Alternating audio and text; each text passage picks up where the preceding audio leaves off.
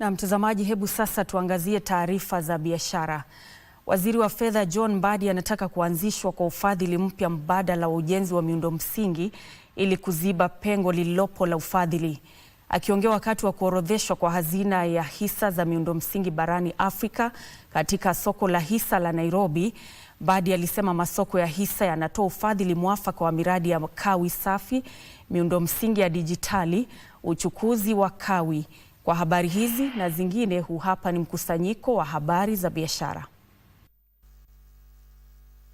Afrika inakumbwa na nakisi ya kila mwaka ya ufadhili wa miundo msingi ya takriban dola bilioni 108 ambazo ni takriban shilingi trilioni 14 za Kenya.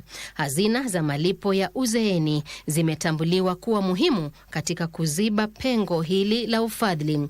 Hazina ya Spearhead Africa Infrastructure iliyokusanya shilingi bilioni 3.4 wakati wa uzinduzi wa uuzaji wa hisa zake kwa umma imeorodheshwa katika soko la hisa la Nairobi na kutoa fursa mpya kwa wawekezaji katika soko hilo la hisa. Kenya's ambition is to build an economy that works for every citizen.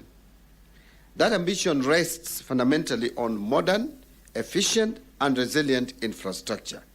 Yet the financing requirements are immense. Wakati huo benki ya Equity imetangaza kujipatia faida ya shilingi bilioni 19.1 baada ya kutozwa ushuru katika kipindi cha miezi mitatu ya kwanza ya mwaka huu, faida ambayo imeongezeka kwa asilimia 24 ikilinganishwa na kipindi kama hicho cha mwaka uliopita. Ilitokana na faida za juu za riba na kupungua kwa gharama za huduma zake.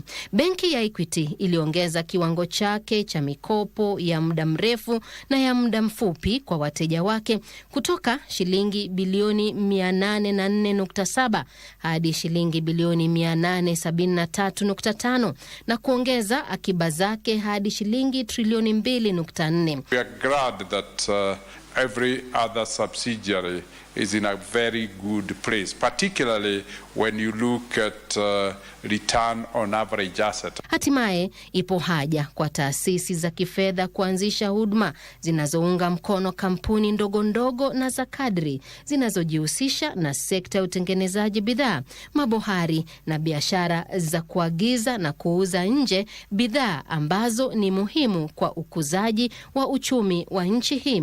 Mkurugenzi mkuu wa benki ya Kingdom Anthony Mburu amesema biashara nyingi za sekta hizi zinajihusisha zaidi na mitandao ya biashara kati ya mipaka, jambo linalohitaji huduma za benki kati ya mataifa mbalimbali ili kufanikisha biashara. This is the engine of Nairobi's economy, industrial area, and a critical hub for our industrial growth.